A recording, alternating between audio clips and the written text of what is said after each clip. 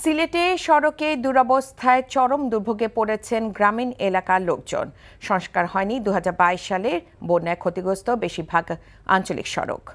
দুপুরে কানাইঘাট গাছবাড়ি সিলেট সড়কে সংস্কারের দাবিতে মানববন্ধন করে স্থানীয় ছাত্র জনতা। এলাকাবাসীর উদ্যোগে কানাইঘাটের রাজাগঞ্জ বাজার ও গাছবাড়ি বাজার এলাকায় পৃথক দুটি মানববন্ধন ও সমাবেশ অনুষ্ঠিত হয়।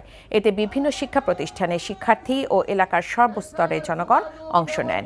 সভায় বক্তারা বলেন, বড় বড় গর্ত ও ভাঙার কারণে রাস্তাটিতে যানবাহন চলাচলে অনুপযোগী হয়ে পড়েছে। অনতিবিলম্বে রাস্তা সংস্কারের জন্য সংশ্লিষ্ট কর্তৃপক্ষের কাছে জোর দাবি জানায় এলাকাবাসী। টাকা চুরির জন্য যদি আমার গলায় জুতার মালা পরাইতে হয়, তাহলে আমার শালীর সাথে প্রতারণা করার জন্য তোর ফাঁসি হবে। দুলা ভাই, আপনার তো ঘর জামাই বইলা একটা পরিচয় আছে, আমার তো তাও নাই।